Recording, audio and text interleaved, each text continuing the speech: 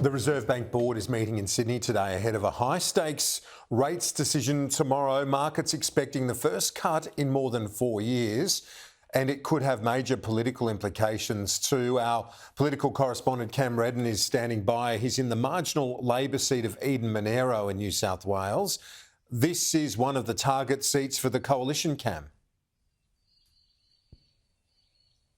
It certainly is, Kieran. This is one in the strike zone for the coalition. They believe that if they have a good night on election night, then it's a seat like this that they could turn blue. It's held by Kristy McBain, formerly a popular local mayor, now a member of the Albanese ministry team, on a margin of 6.1%. Part of the reason we're in Eden Monaro today is that statistically it's fairly reflective of the mortgage situation across the country, even though it is a slightly more regional seat. A little over a third of this electorate owns their own home but with a mortgage. So we'll be watching this Reserve Bank decision tomorrow very closely. The board of the bank meets today, it meets tomorrow, and then it will deliver its interest rate decision at 2:30 Eastern Time tomorrow. The market is currently pricing in the likelihood of an interest rate cut at 87%. Now, it was 95% last week, so it has tempered that somewhat, but still overwhelmingly the expectation is for the board to deliver the first interest rate cut since November of 2020. Back then, of course, the rates went down to 0.1%. They're now at 4.35. So it goes without saying that many of those that we've spoken to throughout the morning in this electorate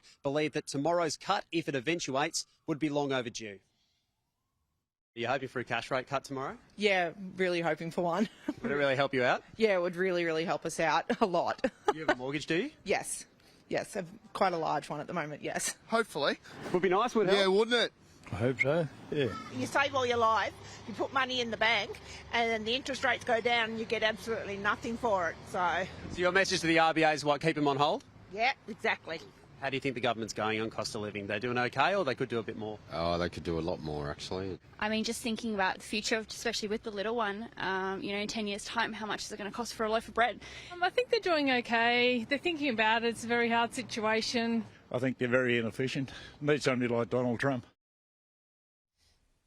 Cost of living very much the theme, Kieran, not just in Eden Monaro, of course, in many of the target seats for the coalition across New South Wales and across the country. As you heard there, many voters giving the government some credit for bringing inflation down, but it's that impact and the pain of having rates, of having prices higher for such a long period of time, that's the pain that's really slow to fade.